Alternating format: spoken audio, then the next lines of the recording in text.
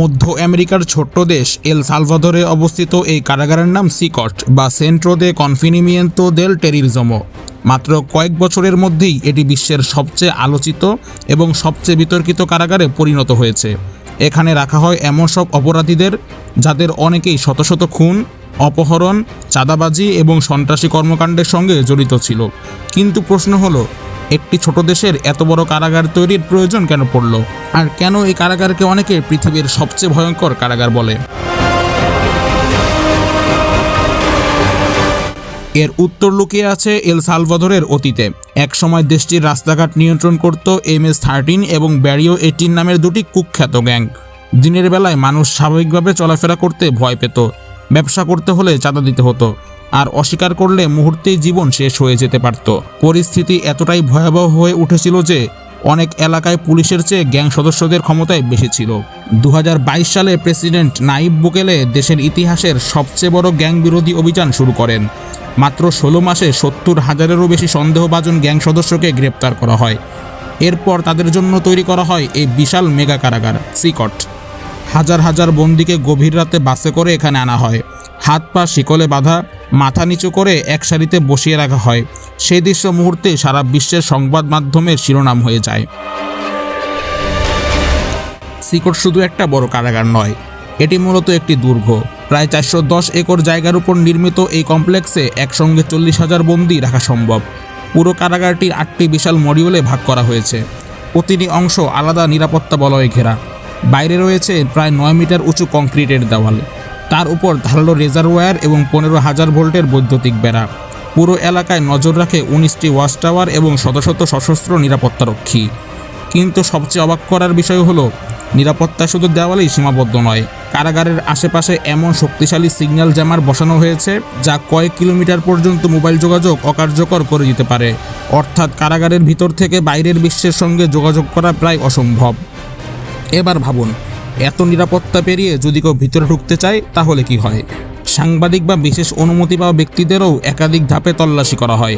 ব্যক্তিগত সব জিনিস বাইরে রেখে শুধু অনুমোদিত ক্যামেরা ও মাইক্রোফোন নিয়ে প্রবেশ করা যায়।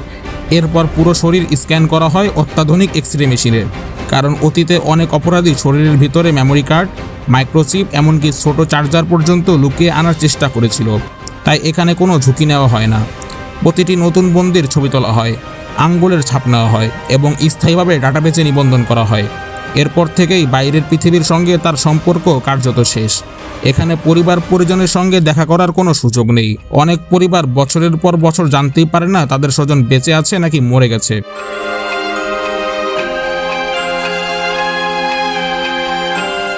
এবার চলুন দেখি এই কারাগারের ভিতরের জীবন। প্রতিটি সেলে সাধারণত 80 জন বন্দী রাখা হয়। প্রয়োজনে এই সংখ্যা 150 জন পর্যন্ত যেতে পারে। ব্যক্তিগত জায়গা এতটাই কম যে একজন বন্দীর জন্য ঠিকমতো দাঁড়িয়ে থাকার মতো স্থানও থাকে না। ঘুমানোর জন্য রয়েছে শুধু লোহার তৈরি বাঙ্ক বেড। কোনো গদি নেই, কোনো বালিশ নেই। প্রত্যেক বন্দীর সম্পদ বলতে একটি ইউনিফর্ম, একটি চাদর, একটি তোয়ালে ও একজোড়া স্যান্ডেল। সেলের ভিতরে রয়েছে টয়লেট ও গোসলের জায়গা। একই জায়গা ব্যবহার করে কয়েক ডজন বন্দী। প্রতি 2 সপ্তাহ পর পর সব বন্দীর মাথার চুল এবং দাড়ি কেটে দেওয়া হয়, যাতে কেউ কোনো কিছু লুকিয়ে রাখতে না পারে। আপনি যদি বন্দীদের দিকে ভালোভাবে তাকান তাহলে একটি বিষয় আপনার চোখে পড়বেই। তাদের শরীর জুড়ে অসংখ্য ট্যাটু। এগুলো শুধু নকশাই নয়, বরং তাদের অতীত জীবনের পরিচয়। কারো শরীরে MS-13-এর চিহ্ন, কারো শরীরে ব্যারিও 18-এর প্রতীক। অনেকের মুখে রয়েছে গ্যাংয়ের ট্যাটু, যা তাদের পরিচয় বহন করে। সবচেয়ে অবাক করা বিষয় হলো, যেসব গ্যাং সদস্য বাইরে একে অপরের রক্তে শত্রু ছিল তারা আজ একই কারাগারে, একই ভবনে বসবাস করছে। কারণ এখানে কোনো গ্যাংয়ের নিয়ম চলে না, চলে শুধু সিকটের নিয়ম। পুরো কারাগারে 24 ঘন্টা আলো জ্বালিয়ে রাখা হয়। শত শত ক্যামেরা প্রতিটি মুহূর্ত নজরদারি করে। সপ্তাহে মাত্র 1 ঘন্টার জন্য কিছু বন্দীকে সেলের বাইরে এনে ব্যায়াম বা ধর্মীয় কার্যক্রমে অংশ নেওয়ার সুযোগ দেওয়া হয়। বাকি পুরো সময় তাদের কাটাতে হয় একই 4 দেওয়ালের মধ্যে। তাদের প্রতিদিনের খাবারও অত্যন্ত সাধারণ: ভাত, বিনস, পাস্তা, টর্টিলা এবং একটি পানীয়। প্রতিদিন প্রায় একই খাবার। এখানে বিলাসিতা বলতে কিছু নেই। তবে সিকটের সবচেয়ে ভয়ঙ্কর জায়গা সম্ভবত আইসোলেশন সেল। কোনো বন্দির নিয়ম ভাঙলে তাকে একটি ছোট কংক্রিটের ঘরে সম্পূর্ণ একা রাখা হয়। সেখানে নেই কোনো বিছানা, নেই বই, নেই কারো সঙ্গে কথা বলার সুযোগ। শুধু একটি ছোট ছিদ্র দিয়ে সামান্য আলো আর বাতাস ঢোকে। অনেক বিশেষজ্ঞের মতে এই শাস্তি শারীরিক কষ্টের চেয়ে মানসিকভাবে অনেক বেশি ভয়ঙ্কর। আজও সিকট নিয়ে তীব্র বিতর্ক রয়েছে। অনেকেই বলছেন এই কারাগারের কারণেই এল সালভাদোরের অপরাধের হার নাটকীয়ভাবে কমেছে। আবার মানবাধিকার সংগঠনগুলো বলছে এত কঠোর ব্যবস্থা সব ক্ষেত্রেই ন্যায্য নয়।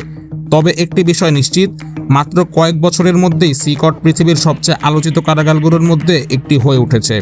আর এই কারাগার প্রমাণ করে অপরাধ দমনে একটি দেশের সিদ্ধান্ত কতটা কঠোর হতে পারে। যদি এমন আরও অবিশ্বাস্য বাস্তব ঘটনা, রহস্যময় জায়গা ও পৃথিবীর সবচেয়ে অদ্ভুত নির্মাণ সম্পর্কে জানতে চান, তাহলে চ্যানেলটি সাবস্ক্রাইব করে আমাদের সঙ্গেই থাকুন।